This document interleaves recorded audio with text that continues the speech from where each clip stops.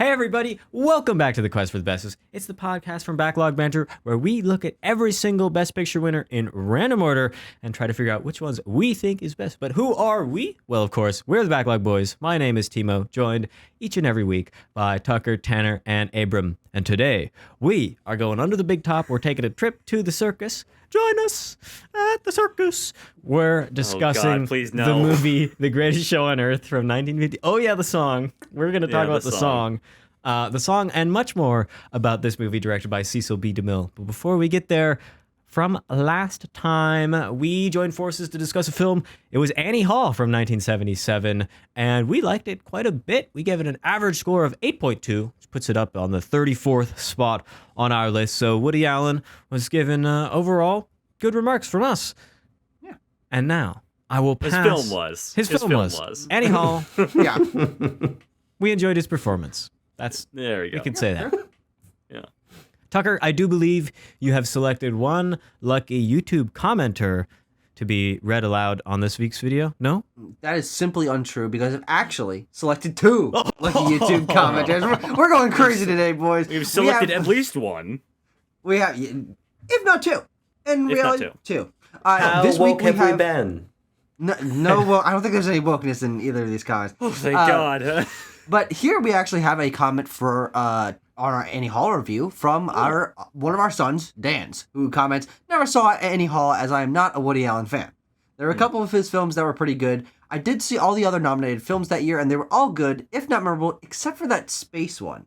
I was pissed that Star Wars was nominated and Close Encounters was not, then pissed again that Hollywood couldn't give the award to some lowly science fantasy." Thank you, Dan. Indeed. I just have a general question. Do we get a John Tour count on that? Because I'm worried for a young man, John Tour 11. Where has he gone? He's out there in the ether. We also have a comment from Bruce Barr, who says, "I look forward to your commentary on The Greatest Show on Earth because I'm sure you would be shocked at how lame it is." That's what our conversation is here today. Yes. And so, going around the horn real quick, do you agree with our commenter? Was this movie lame, yes or no? Lightning round. Lightning round, no. No, I don't think so. This might be a hot take giving my thoughts early, but not really. No. Okay. Abram? I think you guys are wrong, and I think this movie sucks. Oh, I see. All right. Well, here I was worried that we were all going to be in the minority of thinking this movie isn't terrible. But I guess don't know what Timo thinks. We still got to hear what Timo thinks. This movie has some great train action. And for that I can give it okay points. It gets full marks across the board for just a train action sequence. It includes trains? Check. But otherwise, I found myself mildly entertained by the plot, and seeing the circus stuff was kind of cool. But I don't know. The circus is a trope that's been done a lot, and the documentary-esque subjects of this film were kind of cool. And to see the big production of it was nice. But I found myself being kind of bored during the acts, and kind of wanted to look away, and then I'd be like, oh shit, the romance is back. Okay, cool. Now I'm interested again. And then, Yeah. And then, so, maybe it could have kept my attention a little better, but whatever. Yeah, I think this is an interesting one because it's a classic example of something that would not win Best Picture in any other era. This is a spectacle film. It is one that puts butts in seats due to the convergence of the Ringling Circus and Barnum and Bailey combined with the power of Cecil B. DeMille. Holy shit, this is the greatest show on earth. You got Charlton Heston in it, you got Jimmy Stewart in it. Everyone go see it. It's going to be the greatest thing you ever seen in your life. And, maybe it was in 1952 when this movie came out. But it doesn't hold much staying power for the modern viewer because it is a spectacle that we've seen before. Not all of us have been to actual circuses, but we've seen probably more impressive acts on YouTube. We've been to all sorts of other shows. There's no shortage of finding impressive human feats of engineering and athleticism in our day and age. But seeing something like this, absolutely, I can understand why it won Best Picture. And you can kind of draw a parallel to The Great Ziegfeld. But I actually think this movie succeeds where Great Ziegfeld failed because we praised that film for its lavishness, for the idea of showing this to the masses, but a lot of those song and dance sequences were so drawn out and not that visually entertaining that we just we knocked that film asunder, maybe more than we should have. But I do think that the down moments of this film are really impressive and highly kinetic circus performances. So I find this film to not be lame, to actually be quite good. I enjoyed myself quite a lot for this extended runtime film because I liked the plot of the movie, I liked the characters a lot, and I had a lot of fun with the circus performances. I'll say this. I think that the movie has moments of just pure, interesting, kinetic energy. Yeah. Anytime people are up in the air, like my palms are really sweating because I'm like, somebody is going to fall finally. And then they finally do fall. I go, oh, out loud, actually. I think that there are moments wherein the sort of realness of the spectacle is quite amazing. But I am talking about minutes in a 2.5-hour-long film. I think that it is egregiously long. I think that it has plot because it can't just be like animals parading around for 2 hours, right? And that's kind of what it is. The amount of scenes that really progress the narrative are like shoved in between long sequences of, and now we're just going to watch the circus, and then we're going to throw it over to some fat dad and his kid being like, can you believe what that horse is doing? And I just don't think that structure is especially compelling. And we there because there are really interesting character ideas. I mean, first of all, if you're gonna have Jimmy Stewart in your movie, don't put him in clown makeup for the whole thing. I think that's rule number one. But if you're going to do that, unpack his plot a little bit more. There are really interesting seeds here, but they are bogged down in this overly long, in my opinion, visually boring sort of romp at the circus that is filled with some of the most awful rear projection I've ever seen. Yeah, it's and bad. it's just, I think the film is so, as you're saying, Tucker, so suited to an audience of its era that there is nothing for me as a modern viewer to latch onto here at all, except for, as I'm saying, these couple little moments I can pick out of the mess. But otherwise, I think this movie is a failure. I'm going to align more closely with Tucker here. You know, maybe it was just, you know, we were both feeling that circus energy when we were watching this together, but I think that, Abram, you have a good point in that when we're just watching a parade for 10 minutes, it happens twice in this movie where it's just like, and now show the circus parade, and look at all these people in funny costumes, and boy, look at these animals, isn't this entertaining? I'm like, okay, blah, blah, blah, blah, let's move on. But of course they don't, because that sequence goes on for 10 minutes. But you're right in that the character moments in between are quite compelling. And maybe I'm putting a little bit more stock in those than you are, because I really appreciated those when they came around. And I think at times these circus segments can feed into that story material. I'm thinking of course, the Sebastian and Holly sort of rivalry trapeze act towards the beginning of the movie. Probably the best scene of the movie. Let's be real. Come on, guys. I think that's the one shining example, and I don't ever quite think it gets around to doing that sort of thing again. Oh, except of course the elephant thing with Angel and Klaus. Yeah. The story material, I think it is good. I would love to see more of it. Abram, your point about Jimmy Stewart's plotline being drawn out a little bit more throughout the film is a great point. So I don't think that The Greatest Show on Earth is lame by any measure. I don't think it's the worst of the Best Picture winners we've ever seen by any measure. I think it's good, but has distracted itself with its own spectacle and like wanting to show 1950s audiences the circus. Yeah. Here's one thing though that I find kind of interesting about, if we're gonna talk about it being a 50s movie, this is 1952, and it takes place like somewhat contemporaneously. It shows us in color some 50s America that I feel like is very forgotten, this early 50s time period. And so I think that the setting of the film provides for a lot of interest. There is just the whole idea of the circus, the traveling group of all these people going across the country. Now, I don't think the plotline is of the circus not making any money is like it is resolved instantly. This is a film that I hate to say it, but that my parents would enjoy, because this film's conflicts are like few and far between, and they are solved very quickly and seamlessly and instantly, basically. Yeah.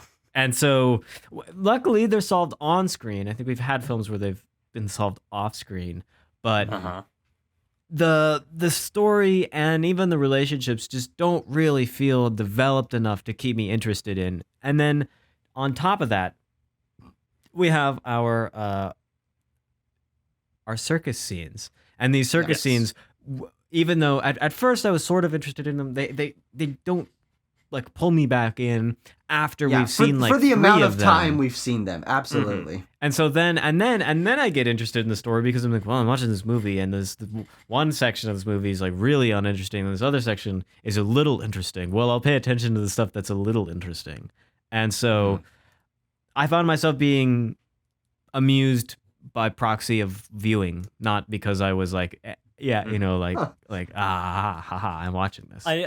I mentioned to Tucker while we were watching that it's not the worst movie. It's not the worst best picture one we've watched, but it is certainly the one where you can look at your phone for the longest stretches of time and miss absolutely nothing. Yeah, because there's long periods of time without plot relevance, and I do think that that is where the film is at its own greatest strength. Of obviously this was the effort of this film was catered to. This is what the film was sold on, but that's also where it has the least relevance to us. Because even though there are moments of dog riding on a horse, and I'm like, what? This is one of the craziest things I've ever seen. Or the big guy in the tiny car. Like these are fun things to watch, even though they are just circus acts filmed. It's in the story points and the character points where I connect to this movie most and end up having the most fun with it. But it's also where it's the weakest as a Best Picture winning Best Story, which it did in that category, Best Story Film.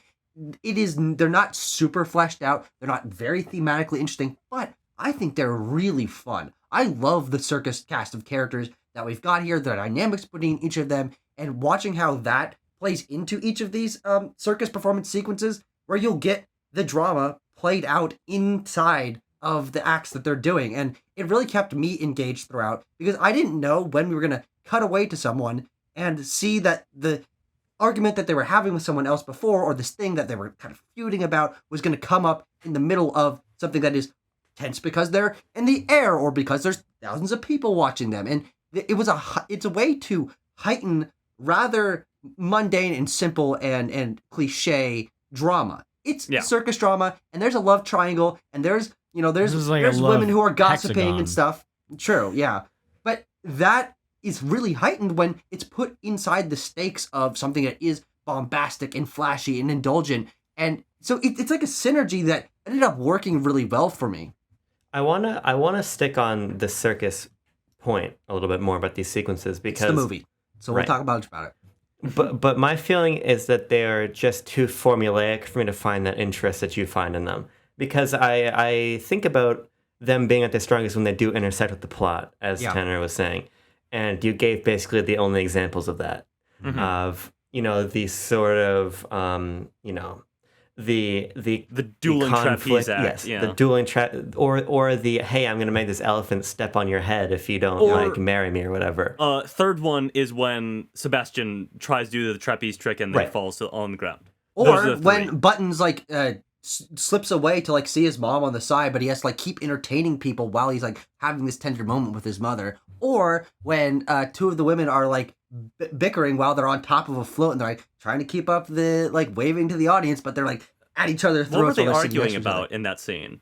Love, probably. Probably because somebody has slept with too many men and that's bad or whatever, as they talk about a lot in this movie. But my great Sebastian. My problem with that is that it becomes very formulaic, wherein those are the exception to the rule, in which it is only here come the animals marching, and now look at all the Disney characters that are going to walk by.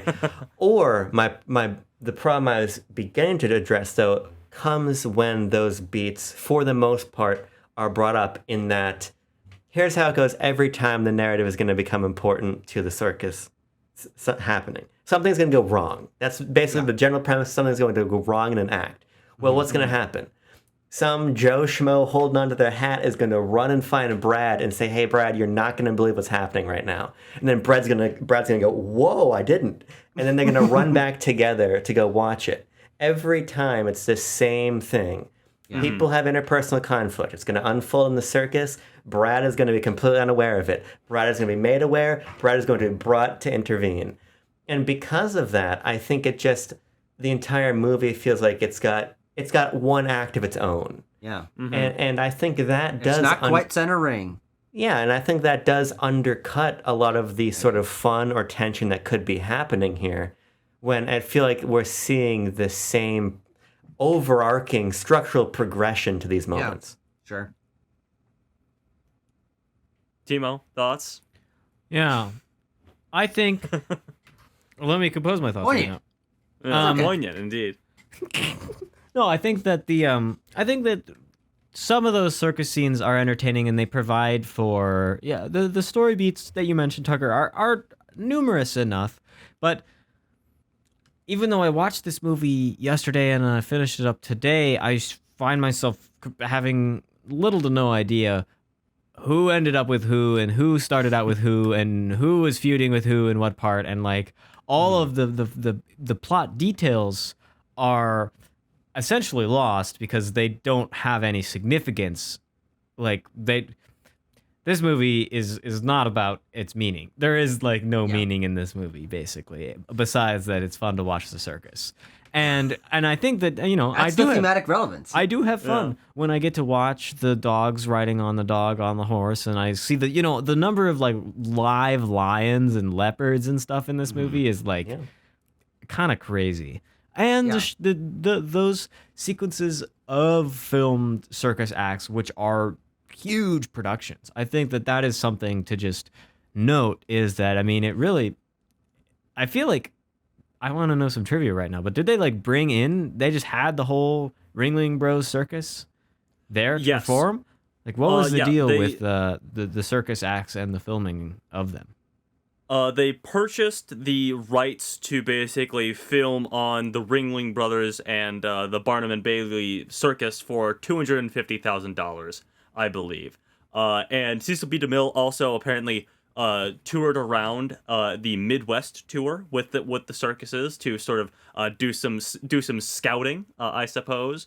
But also, interestingly, and this is something that I dug up, it was maybe somewhat of a publicity move, PR move for the Ringling Brothers Circus, because if you recall, Cecil B. DeMille does a number of narration segments over like, here's how the circus gets set up, and boy, look at all these guys, they're really dragging that tarp out, and they're gonna put it on a bunch of poles and make a big tent, huh?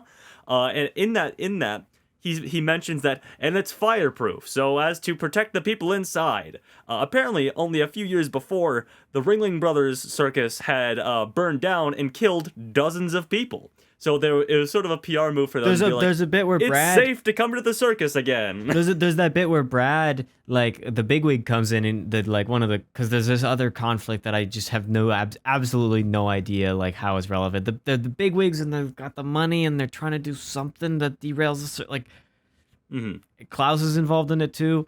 I don't know what is up. No, he's involved with like thugs, and they're the circus mafia. The circus mafia. Okay, the circus mafia. This is actually an interesting. And this is part of the problem I have with the movie. There's this interesting idea that I was thinking about, like Nightmare Alley, quite a bit as I was watching this film, and there's this. Yes, and I don't even like that movie. There's this refrain from Brad that like, I run a clean circus, right?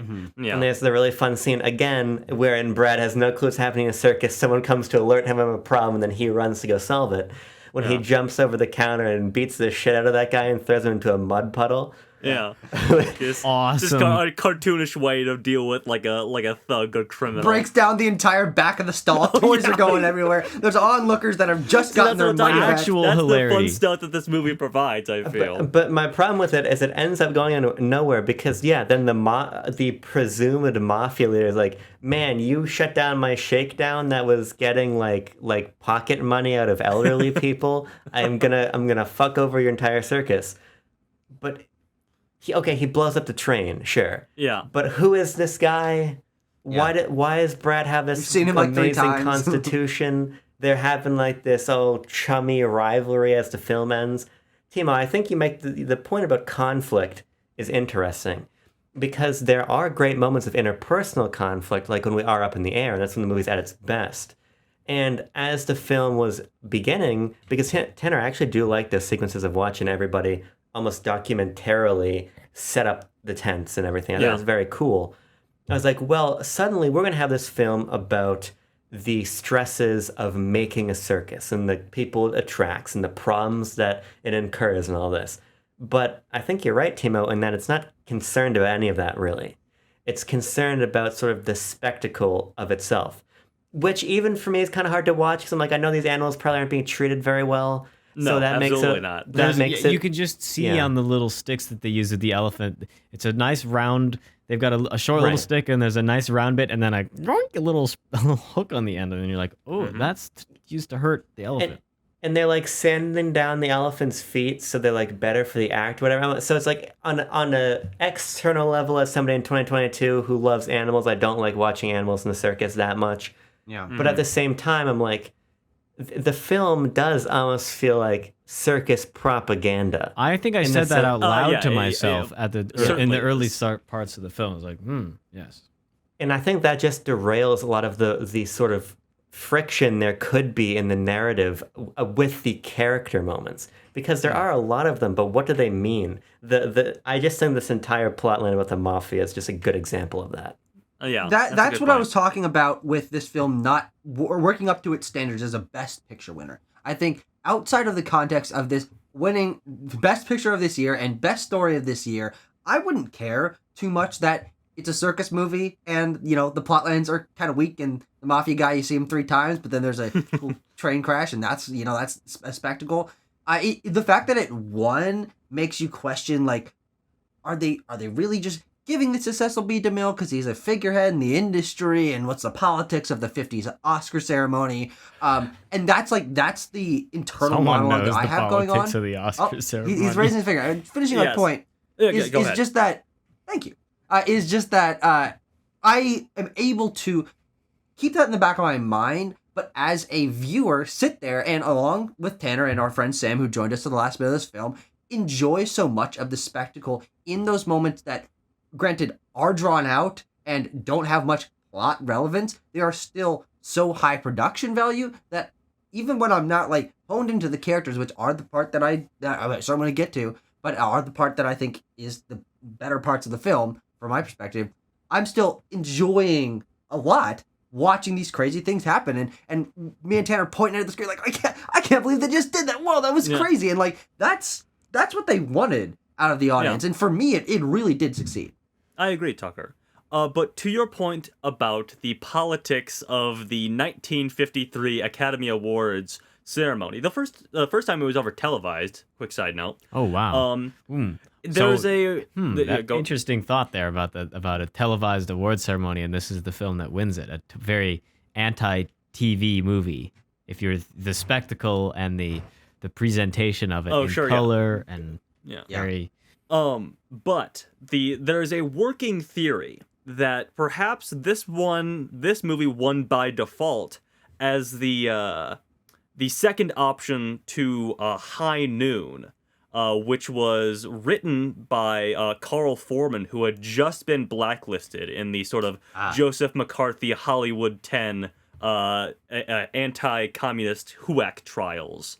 So yes, but of course, you know, that's sort of that's been contested because The Greatest Show on Earth also won 3 Golden Globe nominations, 3 major Golden Globe awards that year. So it's sort of like a back and forth of like, would the Academy have gone with High Noon if it didn't mean that they were allying themselves with sort of like anti-Joseph McCarthy propaganda and, you know, giving best story to a screenwriter who had just been blacklisted. Who's to say, really? But it's just an interesting sort of thing that people pointed out. It's a poignant moment in American film history, the early 1950s, with the HUAC trials and all that. Yes. I do want to get around to back to talking about this movie itself. More trivia here, but also to the point of us talking about the ways that the big spectacle, the big circus spectacle, and the story intersect. Because we've mentioned in part, in passing, I guess, the dueling trapeze acts. And I do want to laud the actors in these sequences because Cecil B. DeMille was insistent that they learn how to do these things for real. Largely. Obviously, when you have the wide shot from like down on the ground and looking up, that's not them. Those are stunt doubles. But they did have to learn to like do trapeze acts and stuff like that, which is unfortunate for Cornell Wilde because he was afraid of heights. Betty Hutton also. Cecil B. DeMille, this is a 1950s production. He's like, you gotta slim down, honey. We can't put a fat woman in this picture. All the actors did have to get in like circus shape, I guess, to do these like trapeze acts and stuff like that. And I think that's really impressive that they were really doing these things sometimes. And you can tell when they're not because the rear projection makes it painfully obvious. Yeah. Can I just say that rear projection is maybe as awful and distracting as I've ever seen it? Yes. It's like that we've had like quality wise worse rear projection.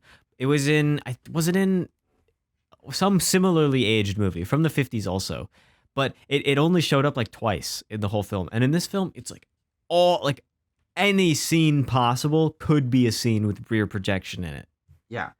Because they could just be in front of the tent, they could be in front of the crowd, they could just be like, chilling in the street or whatever, and there'll be insert shots of just terrible rear projection, and then they'll cut out and they're actually there in the actual place. It's like, okay, so you really had to like stitch this film together with terrible green screen in the background. Like, and there are especially moments where really complex things are going on in front of the rear projection, and you can see like the edges blurring in weird ways, and like someone's wearing like this veiled dress, and it really doesn't work with the color behind it. And you're like, There's the moment when his name's not Gaston. Why is that stuck in my head? Sebastian. Sebastian. His name's Sebastian. You don't have to keep saying the Great Sebastian. His name is just Sebastian, by the way. Sebastian. When Sebastian returns to the circus, and they go into like Brad's little like circus tent, when they're facing like back out, that is green screen, and you can even see like just like a big triangle of green when they close the curtain.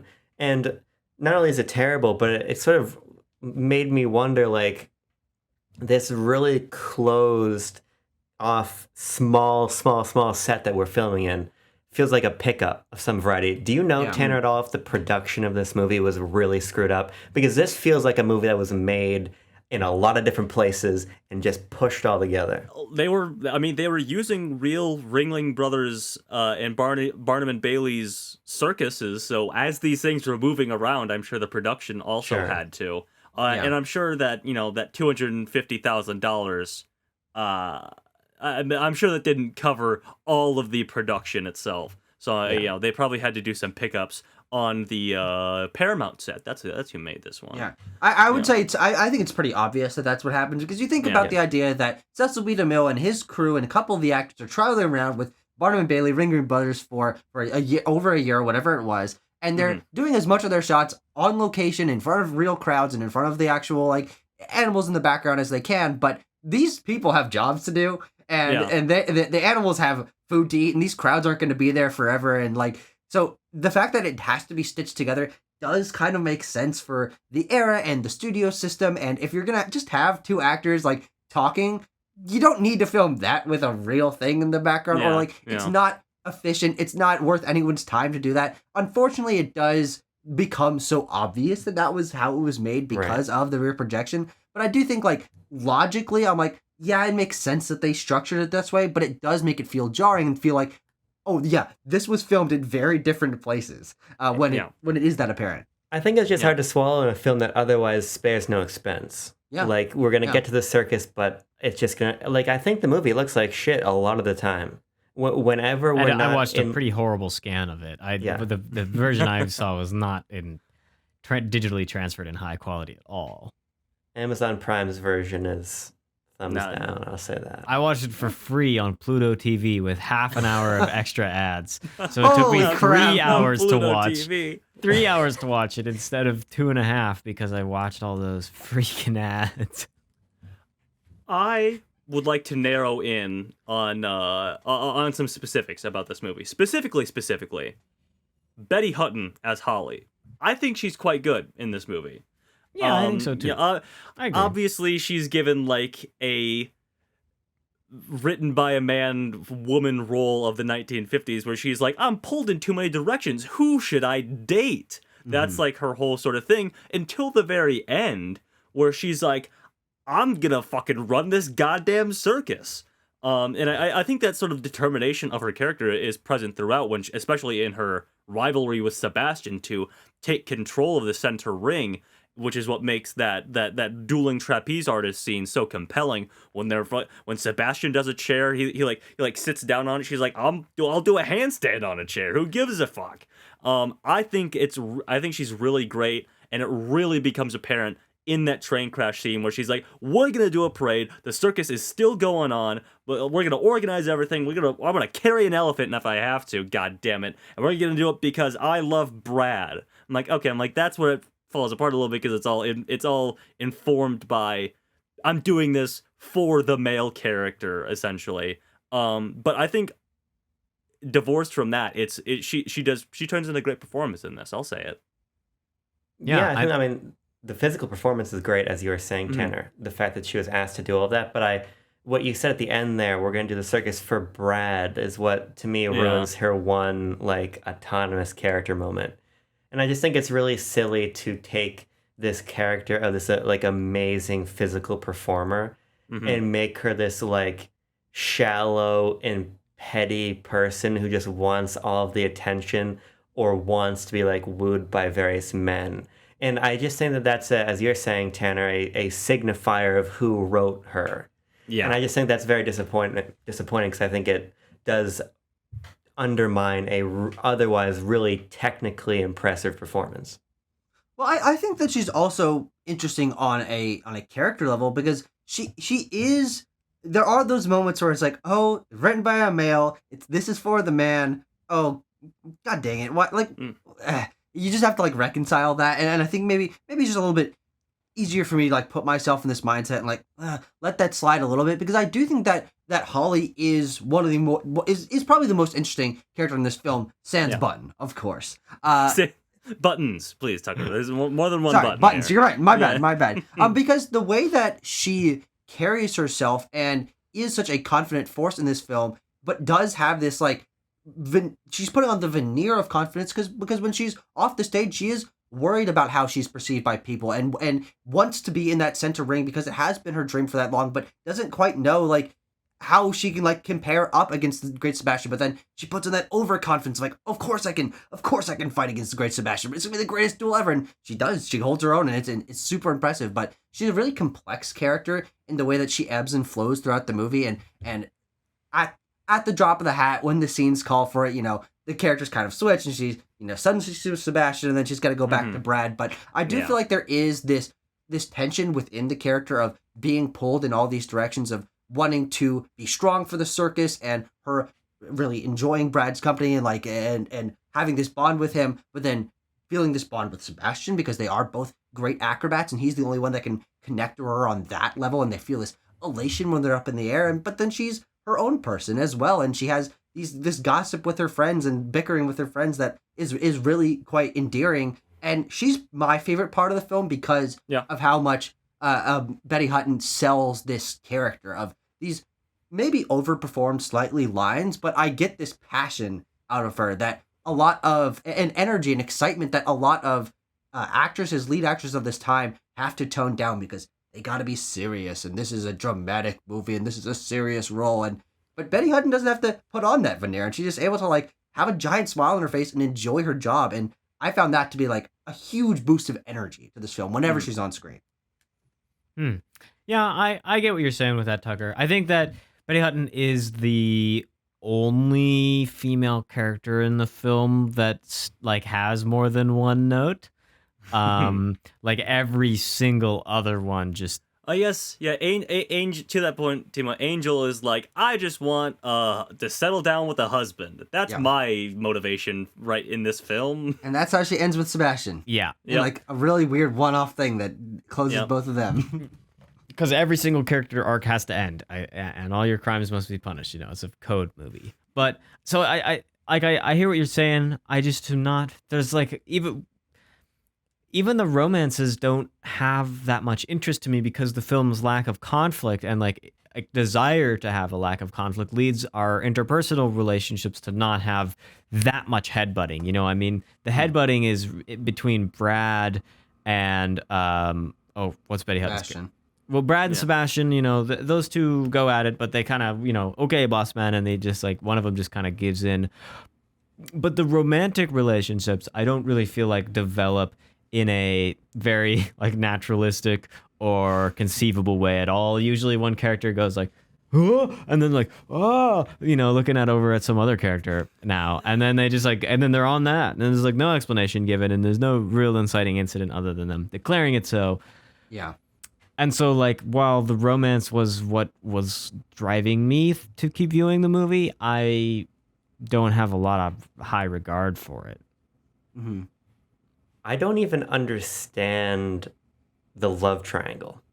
Yeah, it's not well explained, even though that's the core of the movie. Because there's no competition between the men. Like, we'll talk about Brad, who's just like Jeremy Renner in the Hurt Locker, but for hurting elephants around the circus, whatever.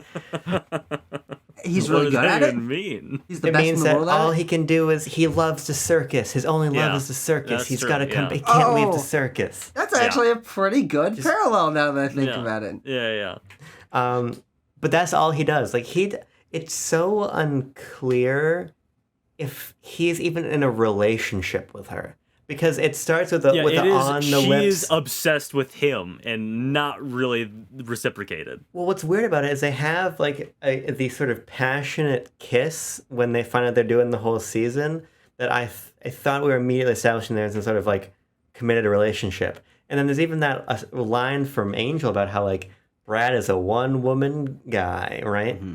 Mm-hmm. But he doesn't ever really give any illustration after that he's even interested in her, really, except like maybe like glaring when Sebastian comes around. So I find myself not only as Timo was sort of in disbelief of the progression of the relationships, I'm still unsure who is even in a relationship. And I don't really understand how we didn't end up with Gaston and what's her name? Maria?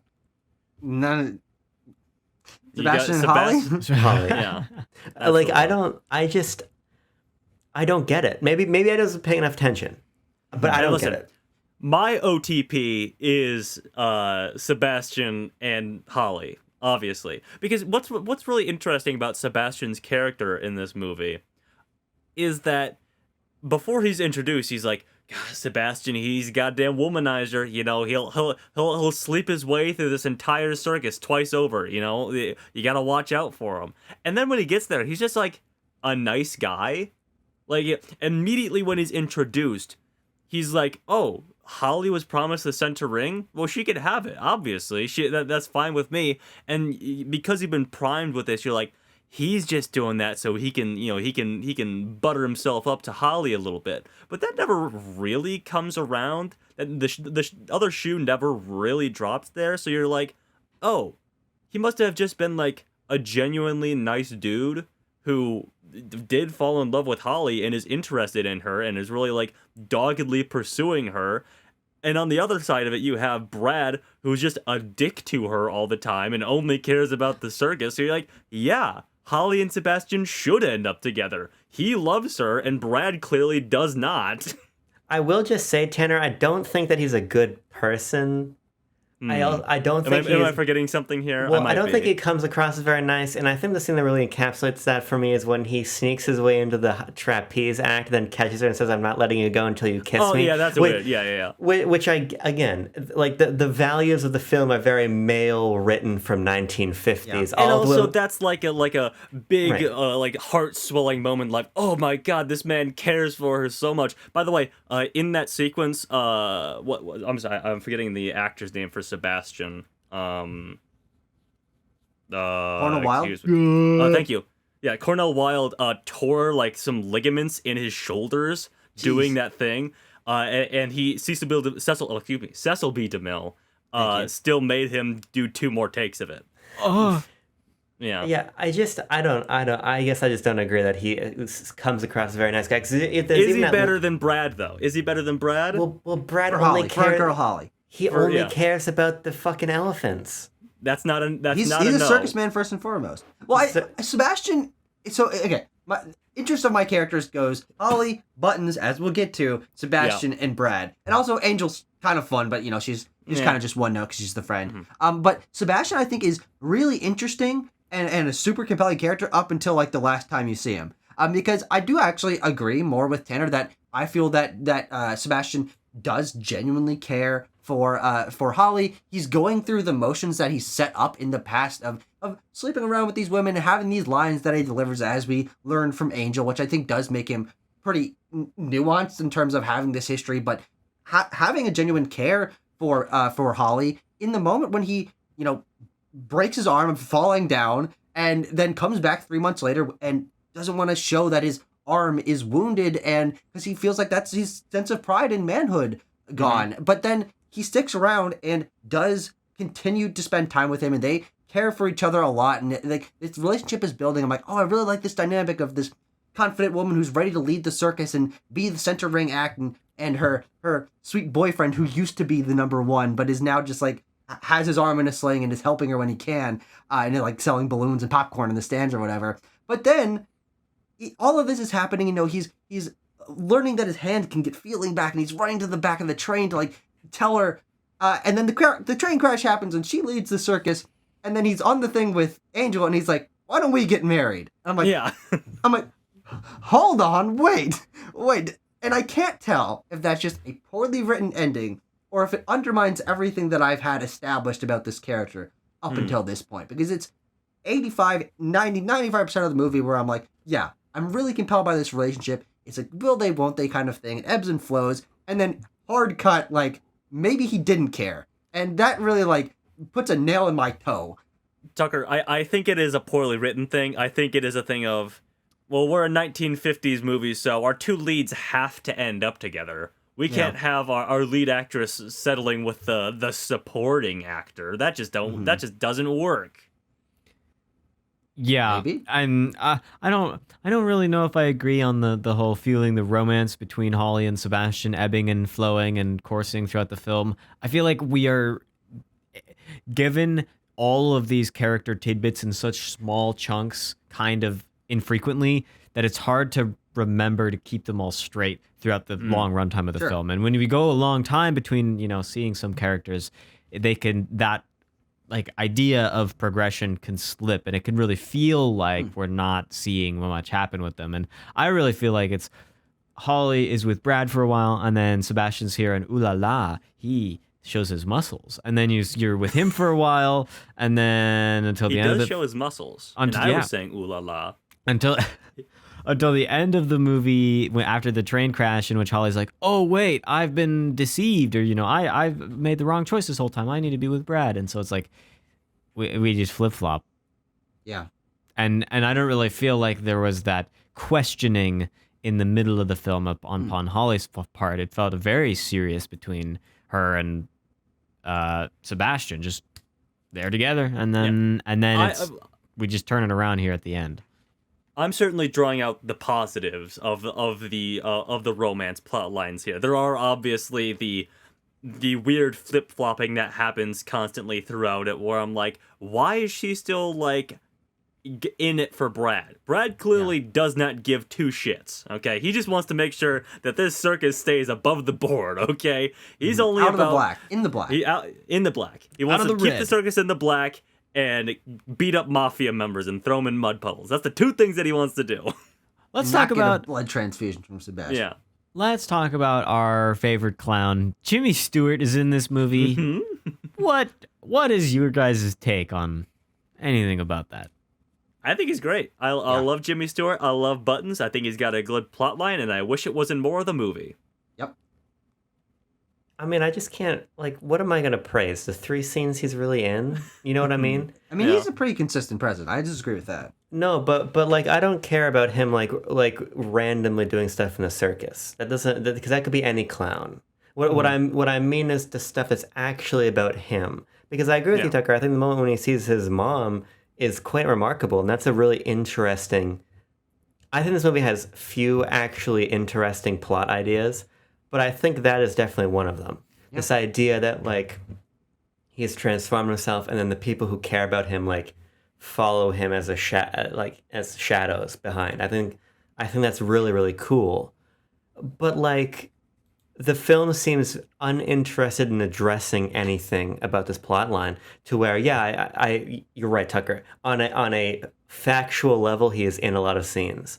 But in terms of scenes that matter, in terms of scenes that explain him, in terms of scenes that explain his plot line, Absolutely. they're Until not the very end, they're basically maybe 2 of them. right. One and a half. And then when it's convenient for the film to say so, suddenly everybody knows who he is, and he's suddenly this sort of martyr, and the sort of implications of like him euthanizing his wife or whatever just like exist in like edgewise dialogue, and then he saves our main character's life, is arrested and dragged out of the movie. And I just think that that is not interesting. I think it's an amazing concept. I think it's a well acted concept, but I don't think there's anything interesting about the execution of it in this movie. I think it's safe to say that we can ignore the parts in which he is the police elements. Those are required. The film cannot have this character in which they say he's on the run for murder and not punish him at the end. It would not have passed the PCA. Right. It would not have gotten out of that. So like, I think that while I think you're totally right. It's lame and it sucks as like an ending, and it feels unbelievably predictable. Like I could have written that in my sleep. There maybe to read the character, I think you probably have to not include those parts to get a maybe more accurate picture of what was intended, or maybe at the very beginning of the whole film process they set out to create. Yeah, I think that the way that it speeds to catch up to his story at the end is the problem in terms of pacing and balance for me. I really wish that the scenes and information about this had been drip fed to us throughout the film, but I do think there's enough that he becomes, aside from the Sebastian and Holly dynamic, which, as I said, is my favorite part of this movie, the most interesting conceptually, you're right, but also somewhat an execution part of this film for me, because I do think that while it is severely backgrounded for 4/5, 5/6 of whatever of the runtime of this film, there's enough things to where like you learn sort of like a quarter of the way through the film that he never takes off his face paint, and then you start noticing that throughout the film that even when he's just like hanging out in the back like eating breakfast or whatever, he's still got his face paint on. And then there's this thing in the newspaper, and well, that's kind of interesting. How is this gonna play into things later? And there's the cops that are asking questions like on the periphery. And that does build enough intrigue to me, and I do think that Buttons is an interesting enough character to where everyone loves him, but he never takes off his face paint and can't like build close bonds to people, but he's also a really good doctor, and everyone like comes to him when they're in need. Like, these character ideas are strong enough for me for that 5/6 of the runtime to where when we get to the end and he knows that the cops are after him, and this is like his final moments, and he sees the chance to escape, then I actually find it a pretty compelling turn of character that shows his genuine care for the circus and the bond that he's built to these people to give up his life and know that he's inevitably going to jail to save Brad's life for the good of the circus and perform this transfusion in the presence of the men who are going to capture him. It is I think a much better written, yes, for the times, he has to pay for his crimes, but that's actually a really well realized way, in my opinion, to end this character arc of a guy who does have selflessness but has been hiding this dark secret and ends up sacrificing himself for the good of the circus in the end. Tucker, I believe that's a good and gracious reading of his plotline, because I think that all the signs that you brought up are there. You've maybe done some extra work of interconnecting them more than the film actually goes about doing. Sure. Because to be honest, I didn't feel like it was difficult to do that. Like, those are just like the natural ways things connect in my mind. Yeah, exactly. And I don't disagree for certain. But like I said, and like we can all admit, the story is not a large presence of the film. The film is not extremely concerned with building out these things in a way that forefront that reading for certain. And when I said that I love Buttons, or that I love him when Abram brought this up, I meant that I love Jimmy Stewart. Obviously, yeah. I mean Jimmy Stewart is one of the all-timers, of course, and he's great in this role. And I wish that story was given more time to develop and maybe come to its full fruition. And the intrigue thing that Tucker brought up, as soon as it was like he went up to his mom and she's like, those men have been around and they've been asking questions again. I'm like, okay, he's on the run from the law and that's why he wears the face paint all the time. Got it. And then it's a great idea. Yeah, fair point. And then we learned the murder that he did. I'm like, oh, he euthanized his wife. That's more interesting than this movie has allocated time for this story. And then and then obviously he does give up his own freedom to save Brad and subsequently save the circus, and that's compelling. So yes, Tucker, I agree, and that's it. I agree. Sure. I just think that, and Timo, you're totally right. It had to end that way.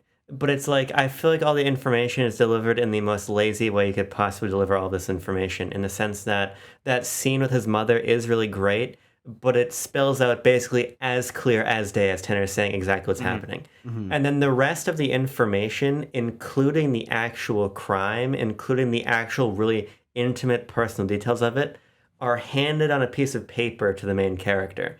You know what I mean? And then even when he gets arrested, my problem with it is that they're just like hanging around and chatting, and then he's like, "Yep, okay, time to go. You take my dog, we're out of here." And he's being cute for the kids. I get it, but I'm like, this is so simple.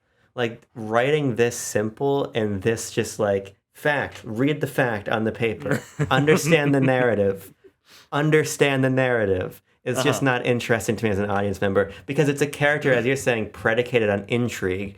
But it feels like at every step it takes away its own intrigue, so you understand what the character is going to do. Yeah. And I think that's a side effect of this being a for families movie. Yeah. Everyone, come get your kids, sit in the seats, get your popcorn, watch the circus. Bring your young Steven Spielbergs to come see this movie. That's what we're doing. Young Sammy Fableman. Yeah. Well, that is true. As I dug up in the trivia for this is the first movie that Steven Spielberg ever saw. Whoa! Wow. This is the one that inspired him to make movies. He was 6 years old when he saw this movie, and they will subsequently show that in the upcoming film The Fablemans, which we will no doubt be talking about on the Quest for the Bestest. No chance doubt. It's not nominated. Yeah. Yeah, I mean, my last point about Jimmy Stewart is that he's given one pretty great scene where he is able to unleash the Jimmy Stewart outdoor voice acting mode. You know what it sounds like. Yeah. Where it was really fun. It was really fun for because I didn't recognize him initially. I didn't either. There's a famous person in this movie, and one of them is the clown. And I was trying to figure it out, and then we got to his first long bit of dialogue, and as soon as he started talking, I'm like, "That's Jimmy Stewart." That's Jimmy Stewart. Yeah. It sounds so much like him. Yeah. I think actually, what I thought his clown cars, the clown car bit, hilarious. That's funny. That was so funny. Well, yeah. What I was gonna say is that what makes this film and his performance in this film so interesting in a filmography that I've seen probably a dozen films from is that this is the first time I've really seen him give a physical performance. Like, he's doing these big clown emotions and handing the balloon to the guy and jumping on the trampoline with his knees above his head. And that's a sense of physicality that I've never really gotten from him, because he's always a more reserved guy. And he's delivering his odd G's, and he's wearing a tweed jacket or whatever it is. But he's a simple but serious guy in these other ones. But this is so on the other side that it just really shows his range. And it's not an all-timer performance from him, because he's got a number of those that are my favorite performances of all time. But this is a great it's like you get his performances and you tie a balloon to him, and it's like, oh, there he was Buttons that one time. Remember when he was that clown who murdered his wife? The murderous clown. This is his Suicide Squad. This is his Suicide Squad. He does. There's a number of times there's probably some Jimmy Stewart Joker jokes that I could make, but we'll see. I did want to bring up one last thing. The last character that we've neglected to talk about in detail, and there's not a whole lot of detail to talk about him with. I think this won't be very long. Charlton Heston as Brad. Yeah. It's Charlton Heston. He's fine. This was apparently, interestingly, an early performance for Charlton Heston. He had only been in like 4 movies before this, and apparently, I'm gonna recount this to you because this is very interesting. And just shows how easy it was for white dudes back in Hollywood. White dudes back in 1950s Hollywood had it so easy. And this is how easy it was to be cast in a Best Picture winning film.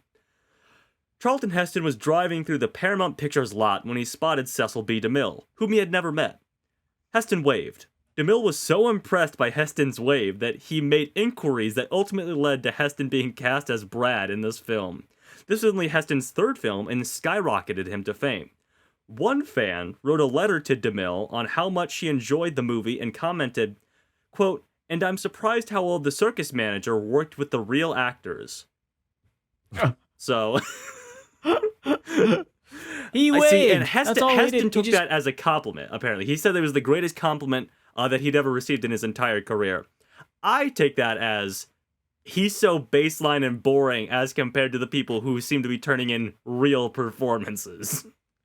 Yeah, I don't think he's very good in the movie. Like, no. He doesn't do anything. He's got no mannerisms or really any bravado for me to latch onto. Other than when he's given moments where he has no choice but to embody some variety of charisma, punching that guy, throw him into the mud puddle. That's the only time he stands out, but it's because he had to do something. There's not a moment when I'm watching him on screen, just like delivering dialogue and be like, well, there's our main man. Yeah. Well, yeah, because I just don't see him as the main man. He is headlining, and we do like follow just him for like the first 6 minutes of the film or whatever.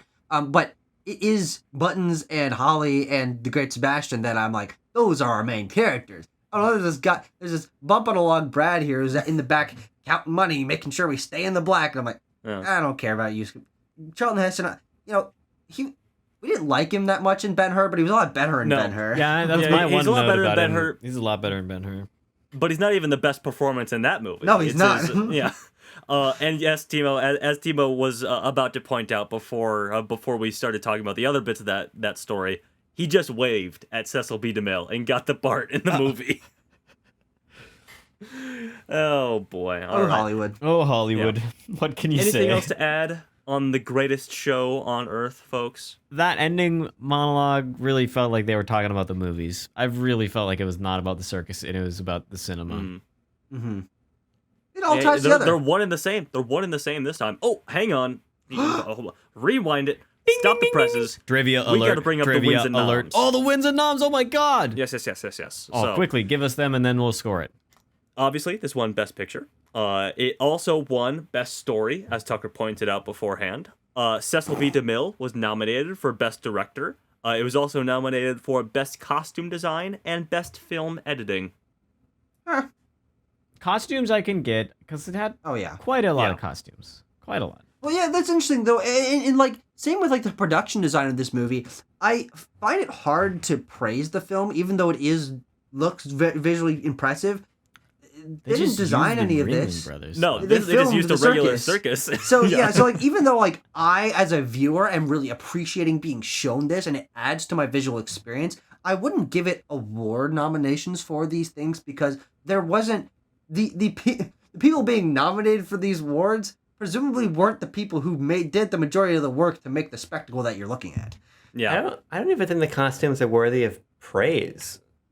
They gave Jimmy Stewart the wrong size shoes. That's a great point. And all those feathers.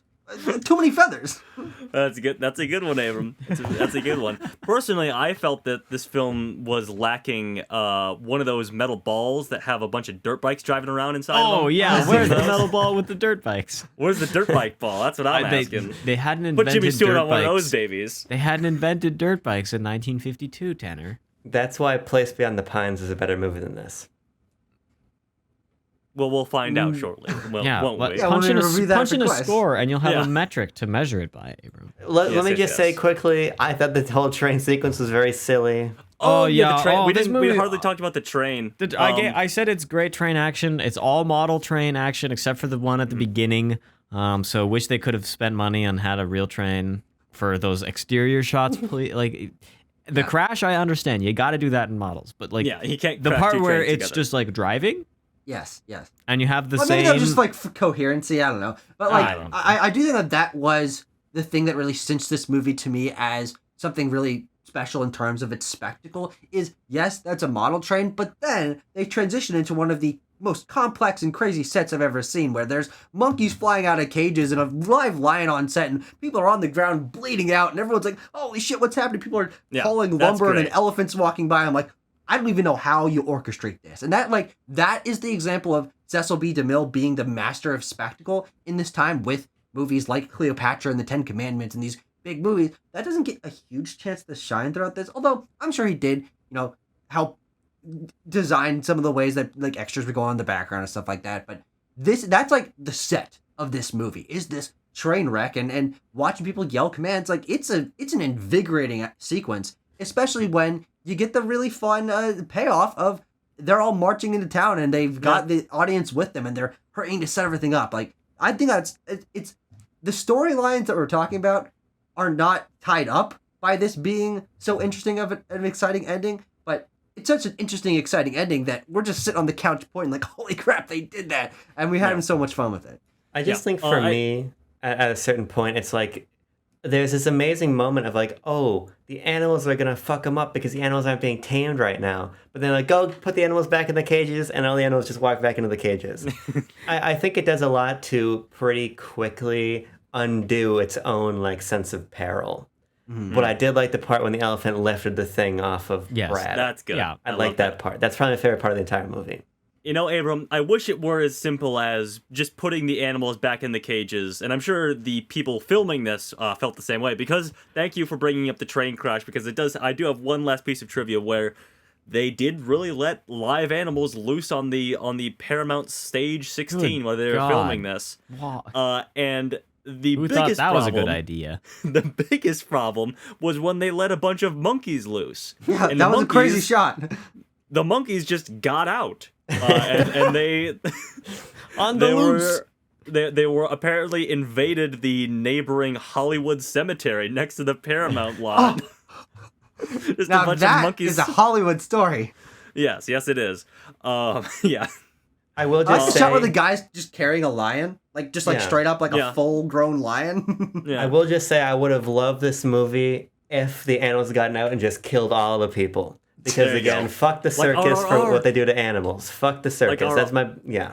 Yeah, Watch well, RRR. Yeah. I did also dig up that apparently both Ringling Brothers and Barnum and Bailey Circus have shut down since. They shut down recently, like in 2017, I think. So, yeah. And they made the if greatest future- show, man. Very Their true. movie. Yes, very true. Okay, type yeah. your scores in. Let's find out what we give this movie. I'm ready. I know what I give it. Yeah. I have my score in there. Let's find out This is gonna be a divisive one, boys. what it is. Yeah, it is. In 3, 2, 1. Beep, boop, boop, boop, beep, boop, beep, boop, beep, boop, beep. Wow. Oh yeah. Oh, that 4-point spread. Oh, daddy.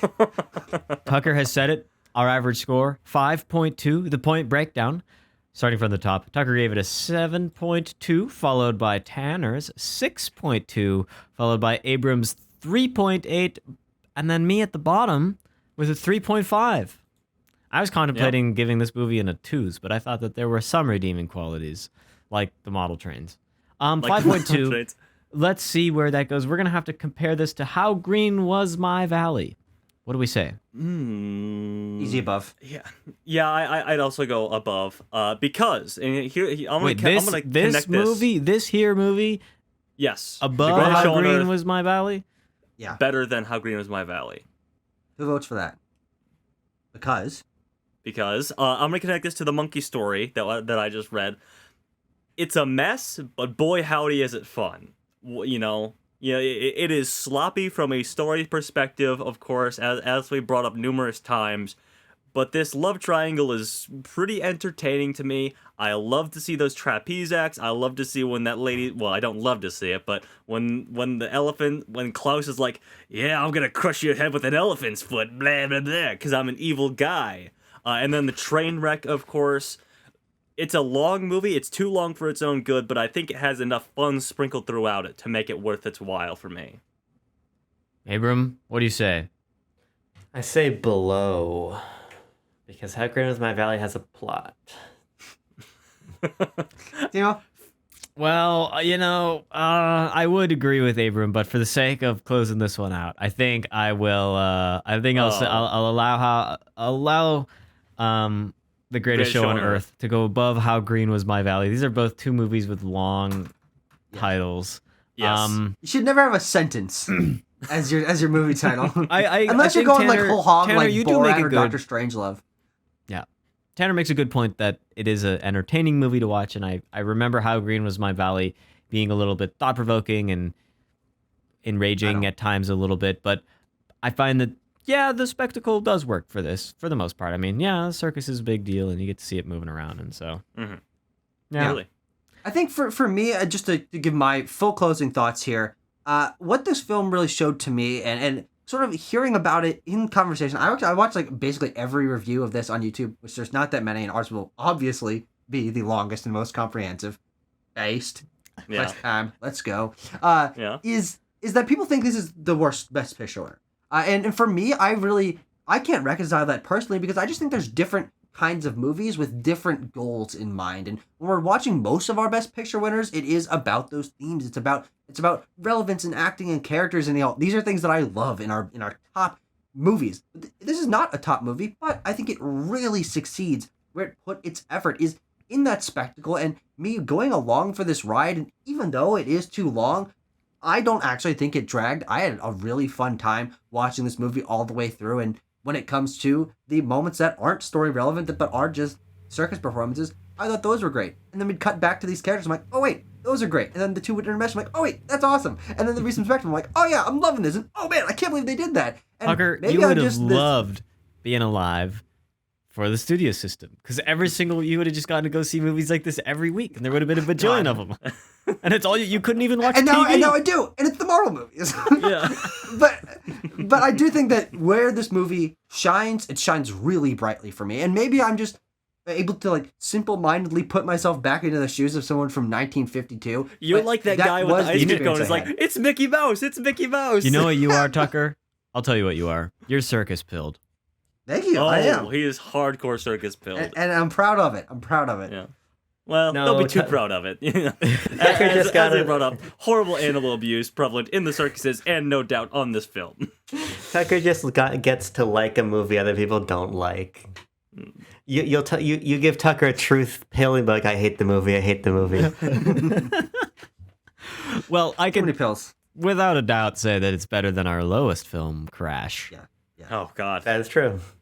God. it's crazy to me that people are of that's not widely recognized as the worst. It is, of course, but it's really like a tie between these two. It seems for people think think that's that one of these two is the worst, and I feel like there's a wide range of quality between these two films. This one, they only talk about doing blackface in this movie. I don't think they That's actually true. do it. That's true. Oh yeah, actually surprisingly low number of like racial stereotype things. Like they'll have people like in heavy air quotes here, Oriental costumes, and playing Oriental music. But I'm like, whew, at least they're not in yellowface, Low bar to clear, but they cleared it.